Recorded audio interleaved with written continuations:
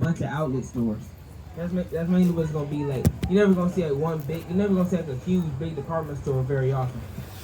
And then and so that's sort of what you see walking through there. And one of the streets I went to, I saw what might be one of the greatest things I've ever saw. I saw I saw this a building that was piled to the ceiling with books that you could just come and take. That was my favorite thing that I saw there when I was walking on the street.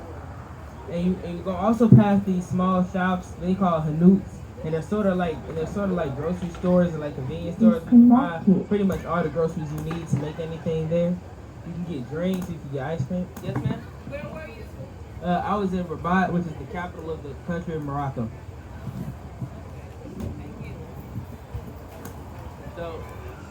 So, that's sort of what you see walking through the streets there. The public transportation. So there's three main options for public transportation. You can take the tram, the taxi, or you can take the bus. Now I don't have anything to say about the bus because I never took the bus. But taking the tram, their currency is called dirhams, and it's 7 dirhams for one ticket to go one way on the tram. And so and that's how much it costs. It costs 7 dirhams. And you can and how it works is the tram has stops that are like near different areas of the city. So that's how you can get around. And the taxi can take you to any specific place you go to, and the price goes up depending on how long the ride is. The average ride from where I was staying to the school I was learning at was about 15 dirhams. And that's the public transportation.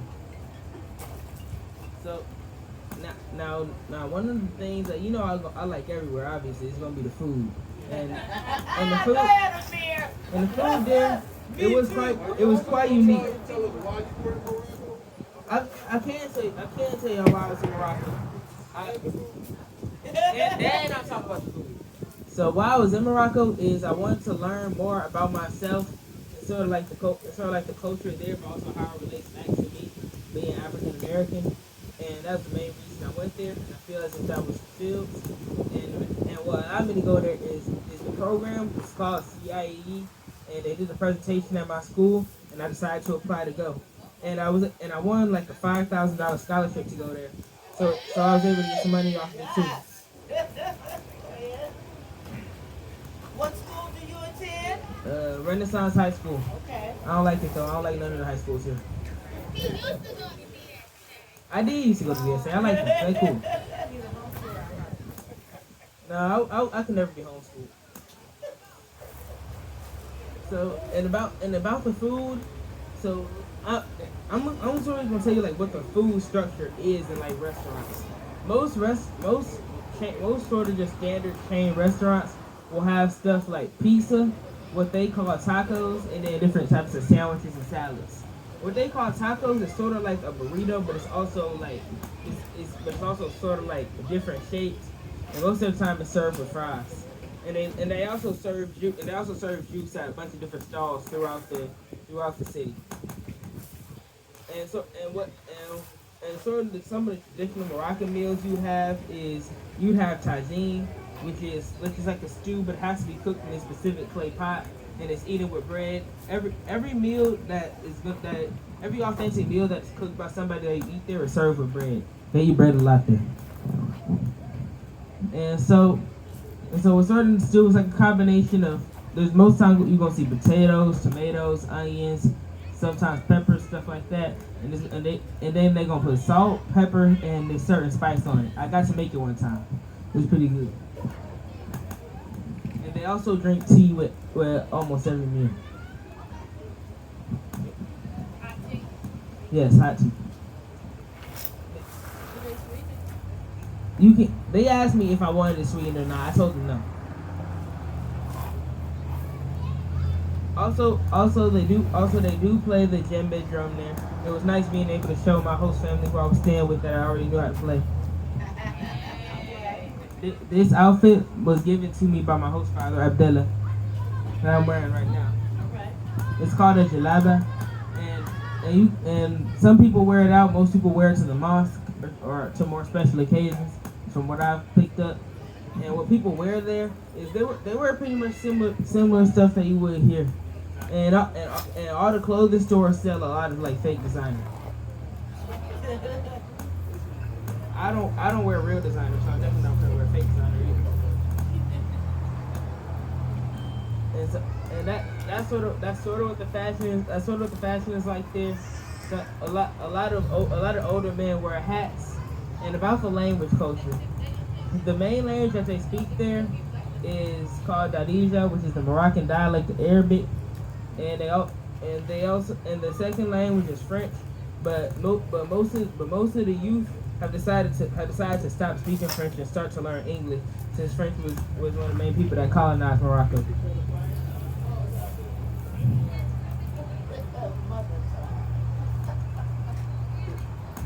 Does anybody have any questions before I go into sort of the final thing that I want to speak on?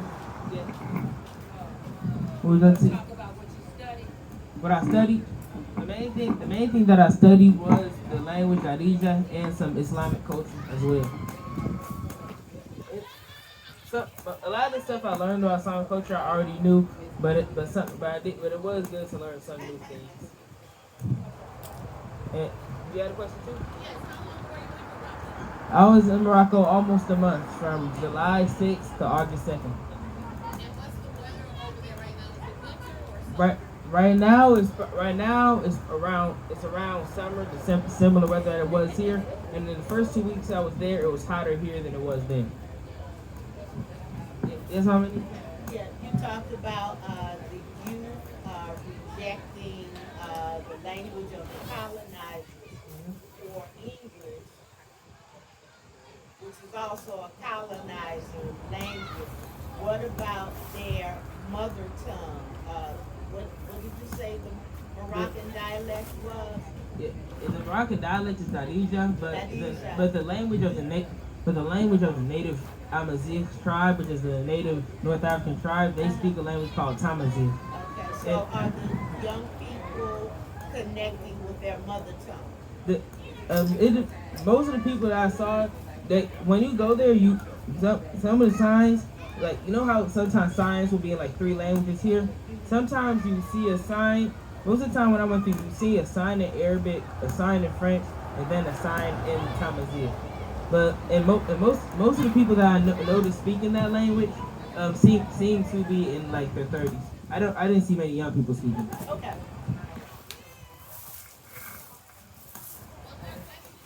Yes. Yeah. Did I learn any language? Yes, I did. I learned some of the language while we was there. Can you teach us something? I can teach you a little bit, but I can't teach you much because I was only there for about a month, and also the Moroccan dialect of Arabic is the hardest dialect of Arabic to learn. That according to people that was over there, that's what they claim. Love. It depends on the context. I guess you can say Habibi, but that's all I really know. Do you want to ask me anything else? And I can see I might not know how to say it.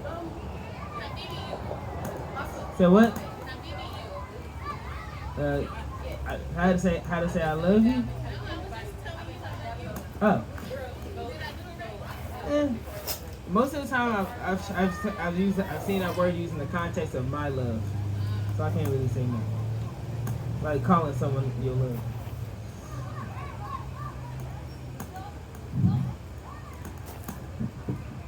Alright, well that's all I have for me. What you say? Are you going back? I would like to go back and visit eventually. Anybody else have any questions? Alright, well that's all for me. Thank y'all for listening to my story time.